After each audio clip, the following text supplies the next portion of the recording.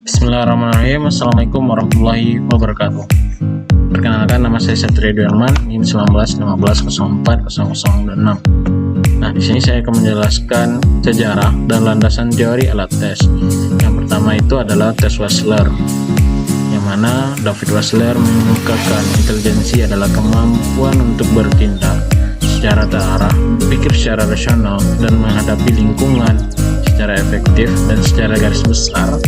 Dapat disimpulkan bahwa intelijensi adalah suatu kemampuan mental yang melibatkan proses pikir secara rasional. Oleh karena itu, intelijensi tidak dapat diamati secara langsung, melainkan harus disimpulkan dari berbagai tindakan nyata yang merupakan manifestasi dari proses berpikir rasional. Nah, tes Wechsler pertama kali dibuat oleh psikolog Amerika yang bernama David Wechsler, yang beliau memperkenalkan versi pertama tes intelijensi yang dirancang secara khusus untuk digunakan bagi orang dewasa. Terbit pada tahun 1939 dan dinamai dengan Wechsler Lev Intelligence Scale atau WBS atau WBIS, juga dengan skala WB. Pada tahun 1949, Wechsler menampilkan pula skala intelijensi yang digunakan pada anak-anak yang dikembangkan berdasarkan isi skala WB. Nah, skala ini diberi nama Wechsler Intelligence Scale for Children atau WSC. Isinya terdiri dari dua sub, yaitu verbal dan bagian performance.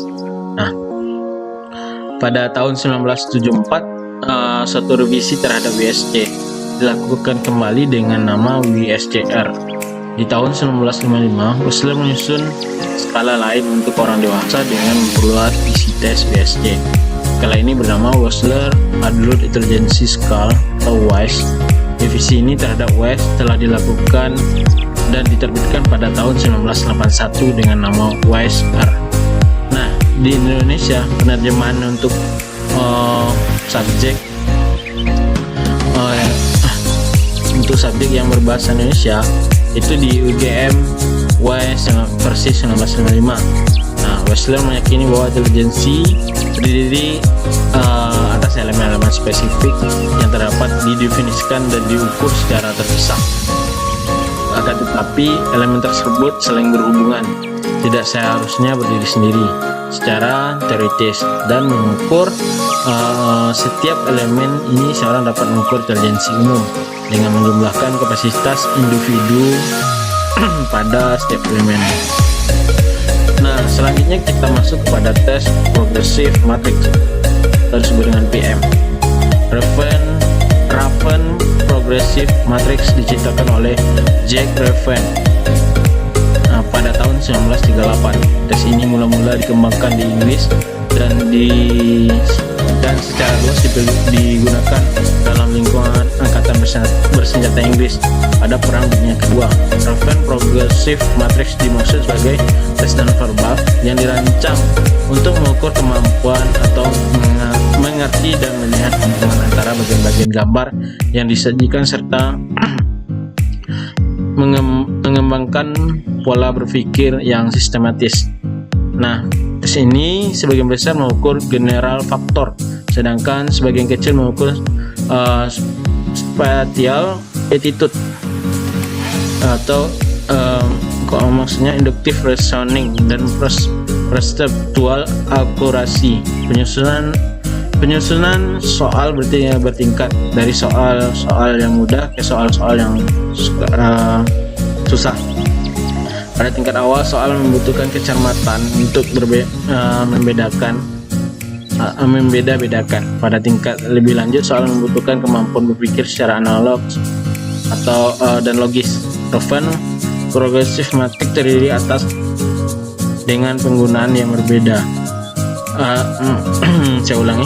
Raven Progressive Matrix terdiri atas 3 tes dengan penggunaan yang berbeda-beda, yaitu Standard Progressive Matrix atau SPM dan Curved Progressive Matrix atau CPM, dan Advanced Progressive Matrix.